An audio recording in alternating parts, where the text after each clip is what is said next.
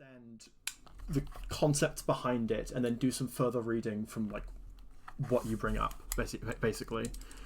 Yeah, that's fine. I don't need to be quoted verbatim in your thesis. Okay. Don't worry about it.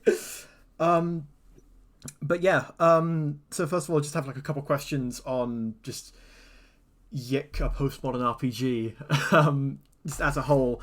What were your like initial thoughts on making it, I guess? So, well, I think originally it started because we know, so like in 2012, 2013, there was a big trend in America of hipster culture, where all these men were basically dressing in the clothing that their fathers would have worn as teenagers. Mm-hmm. And Brian had joked that like everyone has become a time traveler because everyone looks like they're from different eras. Because like one guy will be like wearing his dad's like nerdcore, another guy will be wearing his dad's like jockcore. So like that kind of gave us this idea of someone being a time traveler, not through a time machine, but being stuck in a certain era. So that led to the idea of the character of Alex sort of being in this state of arrested development where he couldn't get over, 1999. And despite the fact that his life has moved on chronologically, he's still stuck there in a sort of like spiritual sense. Right. Okay. Does that tie into you said this before on interviews and also just in the server, the idea of the game just being about someone who is a piece of someone who is a very flawed person, who like has to come to terms with what he does and how that affects people, but he does so in a very roundabout way that I think isn't really addressed. That it really isn't addressed completely until Benevolent Psychosis and 9.V, which does an incredible job at it. Okay, so I guess what I want to say is, yes, it does play into it in the sense that like there has to be a justification for him being stuck in the past, and that has to like inform the character. But people who want to wear clothing from the past are not inherently pieces of shit or anything. Like this is not a statement about hipsters in general. It's just about Alex as a character. Yeah, I would say that in the original Y2K, Alex never comes to terms with the fact that he's a piece of shit. He pays lip service to it. And by pretending to have changed, he starts the cycle again. That's why. So like the Y2K bug is all about the computer clock resetting to an earlier date. So that's why like if you get to the ending of Y2K and it lets you start a new game plus, it's the same game again, just with carrying over some of the stats. It's this idea that Alex is just repeating the same mistakes because like people who are flawed tend to make these big gestures of self-improvement only to just make the same mistakes over and over again.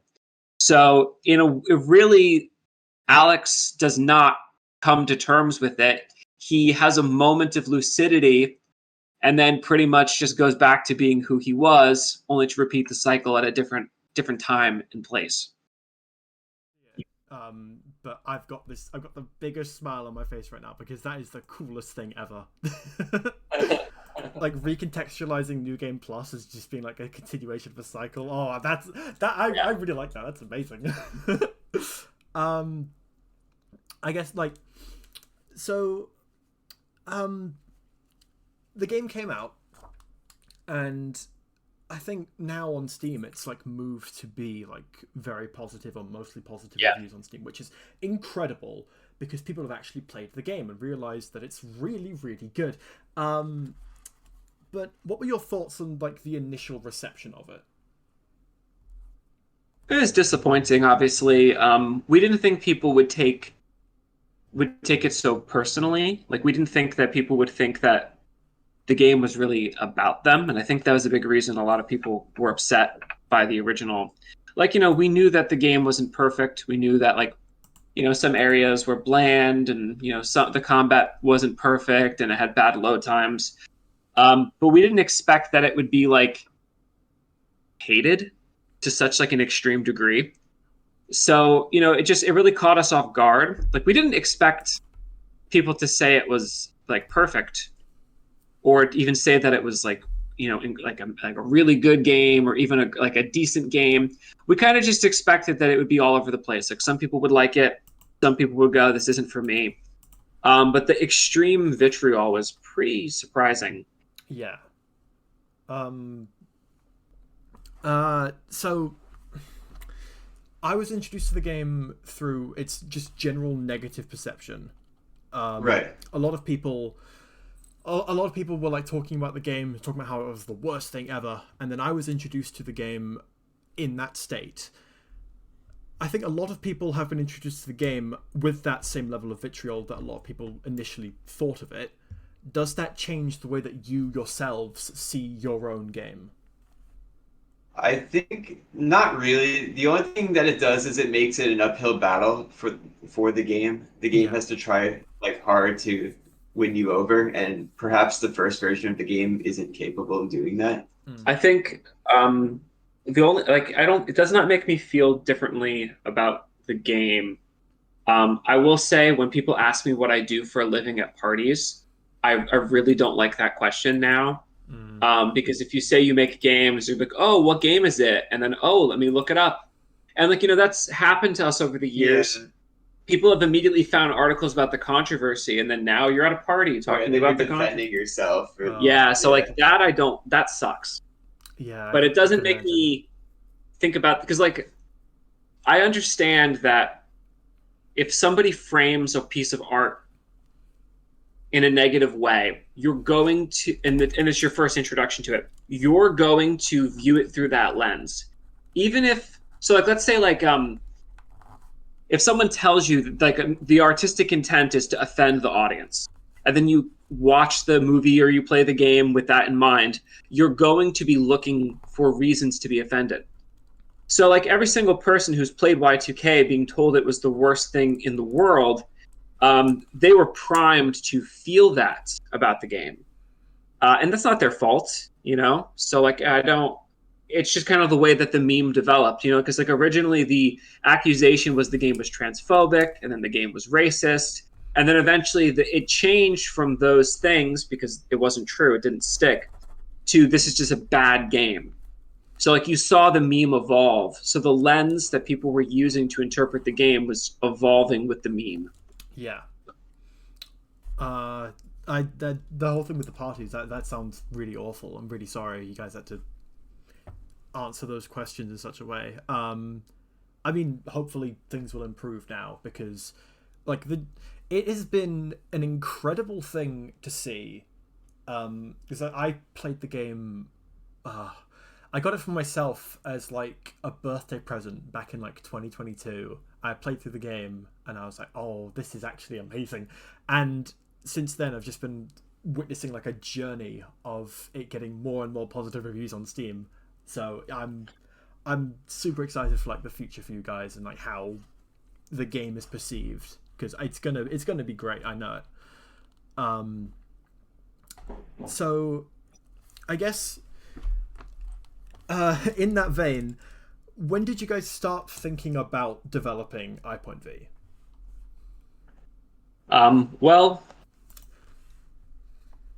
we had I think it was 2021 was when we really got into it and started doing it seriously. We had done 1.25 in 2020, and at the time we were working for another game studio on their project, and we did 1.25 sort of on the nights and weekends to sort of update the Golden Alpaca scene. And once we had realized that we could do better cutscenes, it made us want to do a sort of revisit to the Y2K world. And we actually made the Nameless Child's content first. We actually built every level of Nameless Child's storyline over the course of 3 months. We built all of her stuff, cutscenes included. And then once we did that, we're like, well, Alex's content is really bad compared to this. So then we decided to redo Alex's stuff. And then once we made that decision, we're like, it's still not going to be good without a better battle system.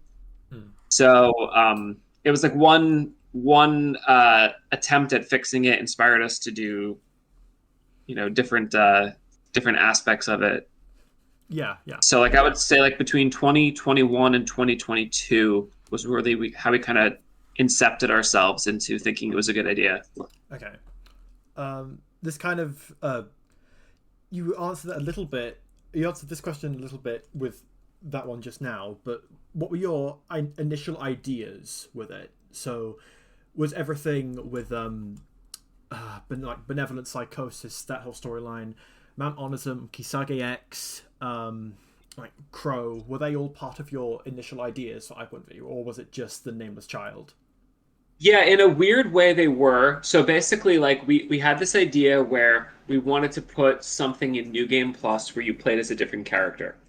So Brian designed Surreal and the two fairies. And before then, I had written the 1.25 short story where I created Kisage X as a parallel version of Michael. Yeah. And when Brian had made Surreal and Alexa and Michelle, to me they looked like characters from a Kisage X movie. And then once I had that idea, everything kind of just came together. So Crow being an actor in a Kisage X movie was there from the beginning in Nameless's content. So his role as like a parallel Michael doing like a sort of like trying to reach out to like a childhood friend was a very early idea. Yeah. But originally the Benevolent Psychosis content was an action game. Oh. But we didn't have enough time to make action gameplay good and build a new battle system. So we opted instead to just reuse the battle system for Benevolent Psychosis. So we had like an early prototype of an action game system, but we found that the worlds had to be much larger. So building like action RPG stages was probably going to add like a year and a half to development. So we course corrected early on. I also want to say, oh my god, the new battle system for I.V is amazing. It is one of my favorite turn-based combat systems, I think, in any game I've ever played. It is so fun, and I remember seeing like. Thank you. That means a lot. Thank you. Yeah, I appreciate that. It's really nice to hear. I remember I saw like live streams and just like footage of the game being played, and I never got it. I never understood it. With the base Y2K gameplay, it was very easy to understand. There's a quick time event, you press the button and you deal damage. And I could never really get what the combat for I.V was, but then I started playing it, and it clicks so easily, and it's so satisfying. I can't remember the last time I had that much fun in a turn-based RPG. Genuinely, it is amazing. It's so much fun. Thank you. This is a really, really like comfy segue into my next question, actually. So, do any of the kata really mean anything? So there's I forgot. It's been a while since I played it, but there's the three that's like the self, the something, and the holy something else. The Self, the Son, and the Holy Thief. That's the one. The Self, the Son, Holy Thief. They are, I guess, definitionally kata, but you can't use them, and they definitely have meaning. But like the base kata in the game, like the fattened cow or the prince one, or do they all have some kind of deeper meaning or reference? Yeah, definitely. They're not references, but they fit into the game's overall narrative. I will say. You actually can use the Holy Thief Carta. Like that's a hidden Carta in the game. Oh. And you can, when you play New Game Plus, you can use the Surreal Carta. So the Holy Thief Carta is the Surreal one and allows you to use Surreal as a Carta. Oh. A lot of people haven't found that as testers. Like maybe like 5 people have figured out how to get that, but that is in the game. So like the idea behind the Carta is that they are original sinners. So like people who have in some way done something to become immortalized in the form of a Carta. And if you think about like the particulars of, like, let's say, like the hanged man or the fattened calf, you can kind of imagine what sort of, original sins may have led to those particular things becoming immortalized as Carta. I won't like overly explain them, but they all do have like a deeper meaning. Okay, yeah, and you're able to like see, like you could point at a card and be like, oh, that one represents grief that someone felt that was so strong, their negative emotions immortalize themselves as an original sin. Some of them are a bit more, rather than like this means this concept, it's more like, okay, let's take the fattened calf for example, right? So like, why do you fatten a calf? Like if you're gonna have a celebration, you're going to get like the nicest cow you have. You're going to feed it a lot before you sacrifice it.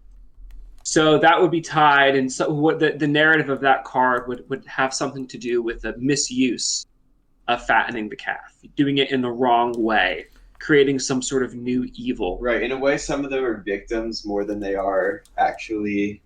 Oh. Yeah, like the perpetrator of it might not even be the thing that's represented. Right.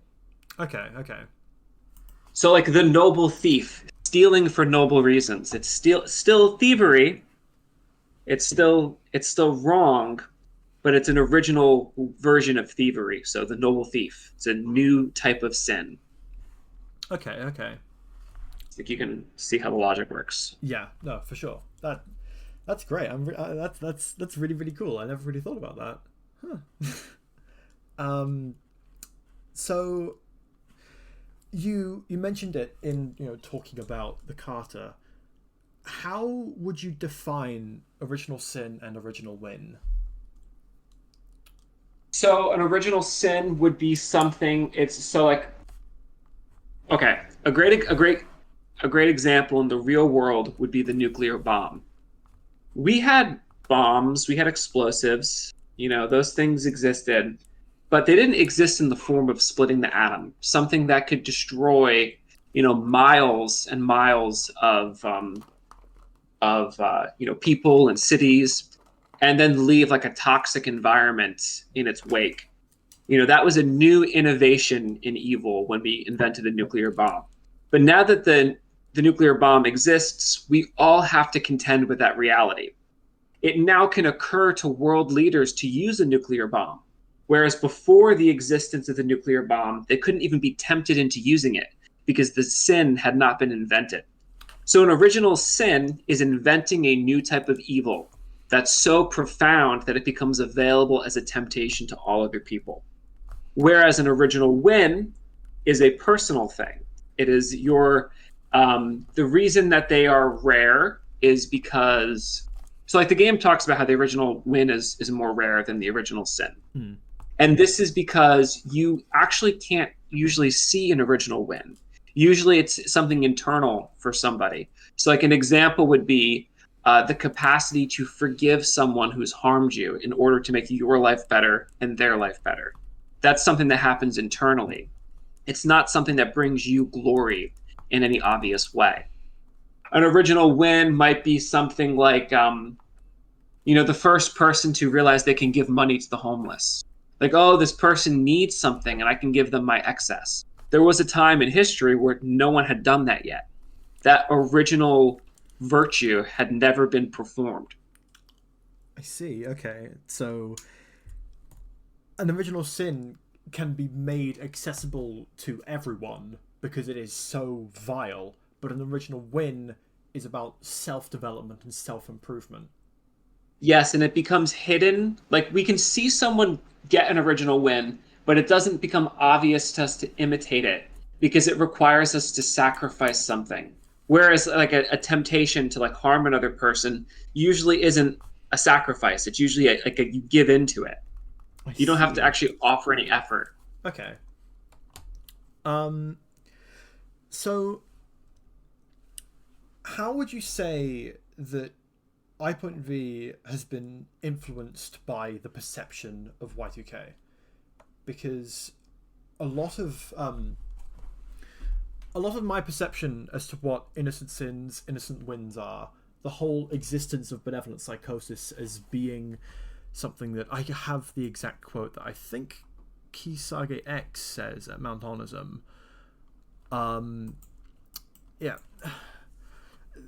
Quote, the soul needed to see their own story reflected back at them with enough layers of safety that they wouldn't realize it was their biography until they were a little older.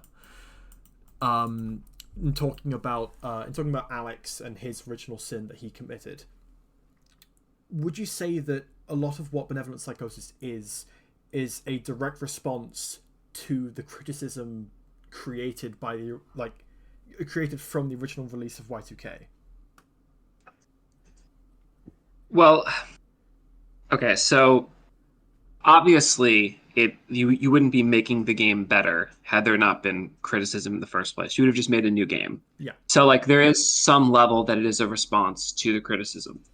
But in terms of like the idea of like the meme of the critic and on as a man, those are actually more, they do map on to criticism of games. Of course that's true. But really what we're writing about is the fundamental flaw that drives Alex in the first place, which is to try and impose his will onto reality. He wants Sammy and Vela to be the same person. He wants everything to be connected. He wants to not have to get a job and be able to just explore and go on adventures and, fulfill his own whims. And he does this to the point of destroying reality. And that would only be possible if he was unable to forgive reality for what it was and to be possessed by this critical spirit that makes him want to just say, nah, what the world is sucks. The thing I'm going to invent is going to be better. So in a lot of ways, I'm writing about Satanism. Okay. So like it's less to do with like art critics and people bitching about Y2K than it is about the sort of general flaws that like we all have as people. Okay. And as for that Kisage X line, some of that actually has to do with how I feel about Earthbound. Like people love Earthbound because it has enough levels of abstraction between what it's saying about you, the player, and your world, that it allows you to be. It's like a safe version. So Kisage X is saying in some ways that the problem with Y2K, Kisage X's critique of Y2K is that there wasn't enough levels of abstraction, so the player actually couldn't see what it was about. But that's not really about like the critics. If anything, it's my own criticism of us. I see. Okay. And I guess to make an addendum off of that, I want to call it one of my favorite moments in playing the whole of I.V. I thought this moment was incredible, and I genuinely got up out of my seat and I was like, oh my god, they're doing it. And it was great. It's at that same sequence in Mount Onism where Michael directly says parallel lives exist within the reality of YIIK, but not within the reality of the player. Not Y2K, YIIK. Yeah. That's awesome. Yeah, I mean, you can't reference the reality of the player and call it something they don't know it by. Like, the game's called Y2K, but everyone knows it as YIIK, so you can't actually break the fourth wall unless you actually reach into the vernacular and say it. Okay. So it's that. So that's. I just wanted to ask about what did that mean? Is it about just addressing the player by addressing the game by what that they will call it? Yes, I mean that's a big part of it. So for some context, I had I don't want to over exaggerate, but I had quite a few people reach out when Y2K came out and said that they saw themselves reflected in Alex in a way that really upset them. And that it helped them try to be better, but they didn't like the fact that the game didn't tell them what to do. The game just told them what was wrong. And, they were taking some of the ideas in the game too seriously, like ideas of parallel lives and astral projection. So like when we set out to write IV, I wanted to actually give the player the answer of what they needed to do if they were like Alex. Like, what is it that Alex truly needs? So like the whole ending of the game was really just like a sort of like I'm throwing a bone to people who see themselves as Alex. I see. And that requires breaking the fourth wall to really do it properly, especially for the people who are playing the game going, in a parallel reality, if I could just move to another dimension, I'd still be a piece of regardless of my circumstances. No matter what, I'm terrible. I'm trying to help those people a bit, trying to alleviate their schizo suffering. So the original Y2K itself for someone who sees himself as Alex, it would show them the flaws that they have, and then I.V exists to address them and like see how to improve upon that. Yeah, I mean, and that's why there's the big theme of addressing the Allanson man. When the Master's Apprentice, aka Kasagi X, speaks between every boss in Benevolent Psychosis, he does say, "I'm speaking directly to you, Allanson man," and he's addressing the player being a potential Allanson man, in the same way that Alex addresses the player in the base game. Oh. So it's like he's taking on that role, going, okay, you've heard enough of your own rumination where you've thought to yourself and you've been stuck in your own head enough, but now I'm going to talk to you directly and help you. So Kisagi X exists, and Benevolent Psychosis as a whole, like sequel, I guess, to Y2K, just exists to directly address the player. If we are all the Alex of our realities, the whole of the original game is talking to ourselves, whereas Kisagi X exists to actually challenge that and be another voice talking to you. Yeah. So I see Alex as a sympathetic character. Like, I feel bad for people like Alex. I feel bad for people who are stuck in the past. I feel bad for people who make the same mistake over and over again and can't figure out how to will themselves to be different. And so like I don't hate Alex. A lot of people he's a piece of shit, that guy. I mean, I get it. Trust me, I get it, because Alex is based off people I've met. But like ultimately those people need direction, and that's why Kasagi X is a director, to provide direction. Yeah, okay. And like the whole plot of I.V resolves by forgiving Allanson man and freeing him from the self-imposed shackles that he has. Yeah. And it's also very clear when it says that Allanson man does not deserve forgiveness. He's not. You don't owe it to Allanson man, but it would be a gift that would make the world better for both you and the Allanson man. Okay. Actually, quite a few of our testers were very upset by the fact that Alex is offered forgiveness at the end, and that choosing to sort of damn him by giving the cup to Michael first. To Alex for whatever the opposite is, the one that results in Michael shooting you. Yeah. They were upset by it, by basically saying that they didn't think that Alex should have any happy ending and he should sort of remain chained forever. Yeah, I don't think I ever went back to go and see the alternate ending where Michael shoots Alex. I forgave him. Yeah, I mean, because it's you see the fact that the reason Alex is the way he is because of his parents. His circumstances of his parents always fighting, the fact that Alex underwent a thing called parentification, which is where a mother treats her young son as her husband. So like you see this with Alex's mom talking to Alex's dad in the Benevolent Psychosis sequence in the house, where she's saying like, oh, Alex is the better man than you are. He only loves me. Basically like, you cheat on me, but my son is loyal to me. So you can sort of see the seeds of her treating her son as her husband. And that's the way that it really kind of fucks him up.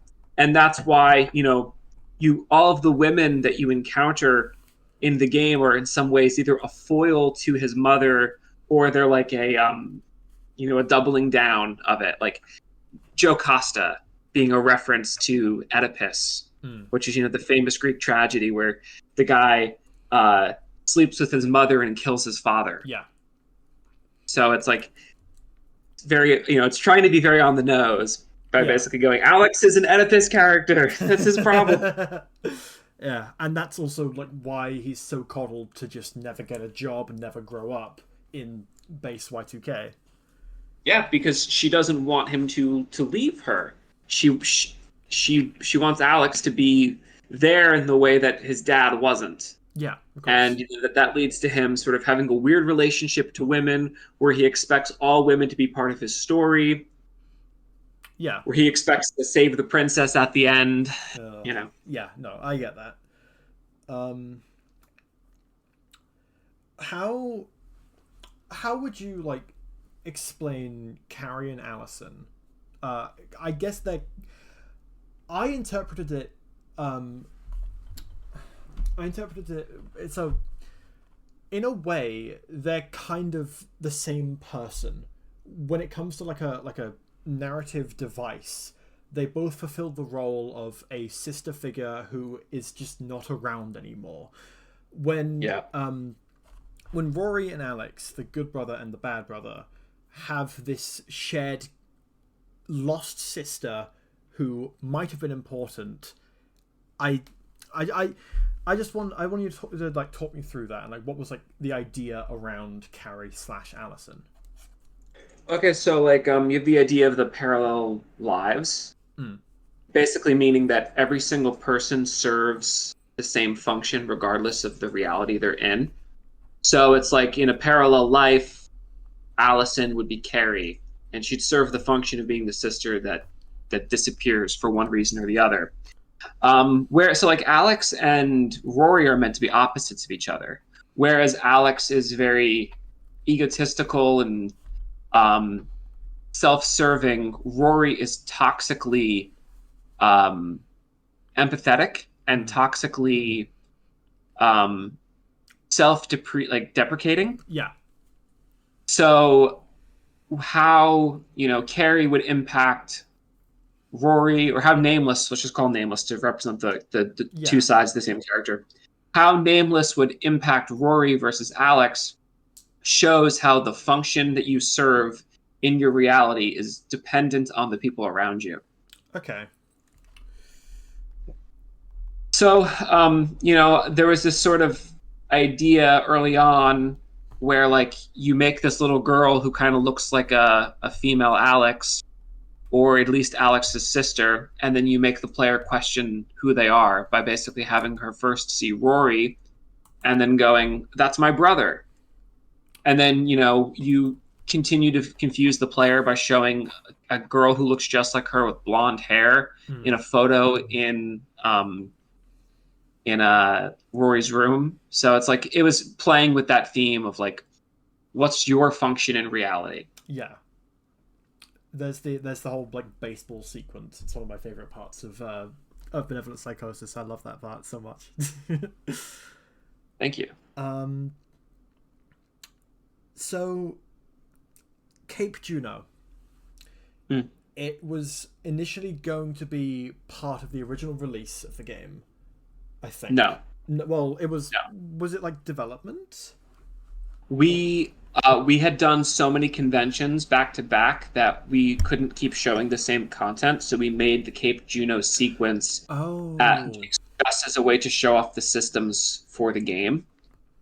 And then it was like a PAX exclusive demo that we built, and it was just a scenario that was just for a convention. I see. But then it became kind of lost media to people. So we hid Cape Juno as a playable thing in New Game ++, and then we made it so the sort of mythology of Cape Juno as this lost area of the game's world part of the main narrative. So that way, like when you arrive in Cape Juno at the the end of the game when you start playing as Asuka, this leads to I think like a cool feeling of like, oh, this is that mysterious place that I can't actually play in the game. I remember because it's at the, I guess, after party sequence of Benevolent Psychosis. I loaded into Cape Juno and just immediately recognized it. Like, oh my god, I'm at Cape Juno. Yeah, that was great. That's exactly what I wanted. Yeah. So I guess this kind of leads me to, well, you've answered pretty much everything. Thank you very much. But I guess like leads me to like, I guess my biggest question. I absolutely adore I.V. It is one of my favorite games that I've played in a very, very long time. And I like the whole experience that I had playing through it and like being able to playtest it was genuinely unforgettable. I love that game so much. However, I think one of the reasons why I love it as much as I do is because I have played the original version of Y2K. Sure. I know about Cape Juno. I know about all of these things about the game. Do you think that there might be something lost in making I.V the only way to play the game, I guess? So I will say 1.25 will remain available on Steam as a branch, so people will be able to go back and play that version. Yeah, okay. However, when you have the goal of selling more copies of a game to expand the audience, you have to assume that people who are playing it are not going to go back and play an old version of a game that people say is bad. So I think that locations like, Cape Juno, those will be meaningful to people who are really entrenched in the lore of Y2K. And that, something will be lost on a new player. But new players will also have a completely fresh view of the game that people who are stuck in the history of Y2K won't have access to. Okay. So here we have, diverging realities. And I think that's just kind of the reality of it when you are a new fan of something versus someone who's been with it since its inception. Yeah. I think this is an unavoidable thing, and I see some beauty in it. Okay. It's like paving way for new perceptions of the game instead of having something be only recognizable to people who knew it already. People are able to get an entirely new perspective on it. It's kind of like how Ocarina of Time meant so much more to people who had played A Link to the Past and they saw the Zelda world in 3D. But as someone who played Ocarina of Time as my first Zelda game, that recontextualized A Link to the Past for me in the opposite direction. Yeah. I don't have access to that sort of, Gen X revelation of playing Zelda in 3D with the knowledge of 2D Zelda. So, like, it's just kind of the nature of being a fan of something. Okay. Well, that's... I never really thought about that. One of my favorite things about I.V is how much it relates to the original game, and I felt validated for knowing as much as I do about Y2K. No, I never really thought about it as being like a wholly new experience. That's a really quite like beautiful thing, actually. And what's going to be cool about this is people who experience it for the first time, who have a new perception of it, will be able to go to people who, like you, who are in the know, and then you're going to be able to compare the experience, and then from there, a whole third view of the game will emerge. Oh yeah.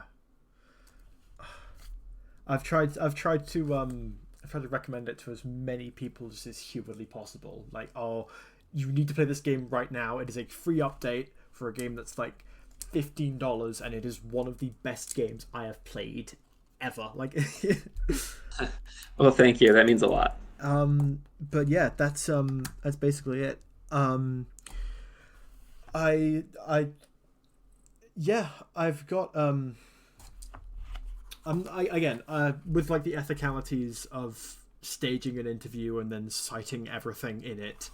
I'm not sure how much of this I can translate into my paper, but I absolutely have like a lot of directions to take this in terms of like further research. This has been like so useful. Well, you've recorded this, right? Yes. Well, you know what we could even do is after your paper's out, we could just upload the audio. Oh, really? As like a conversation about the game. Oh. Yeah, so just keep a backup of it, and then we could just do it that way. Yeah, that would be. Because I feel like I articulated some stuff here better than I have in the past with similar questions. Okay. Yeah, I can definitely do that. Cool. Yeah, thank you so much for your time. This has been incredibly helpful. And one more question. So, the new game that you're working on, does it have the action RPG system that you were initially planning for Benevolent Psychosis, or are you not allowed to tell me? It does not, but I will say it is the best gameplay we've ever done. Oh, I mean, and it's also the best art direction we've ever done. I mean, I was singing the praises about the new YIIK I.V battle system, so I'm excited. So we're trying to make something like, you know, it feels like so many games are locked into like very specific genres. Yeah. Like you either get like a Souls-like, or you get like a turn-based RPG.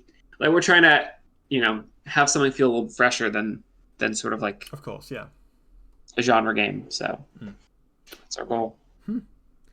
Well, yeah, thank you very, very much. Have an amazing rest of your day. This has been incredible. Good luck with your paper. Thank you. I will need it.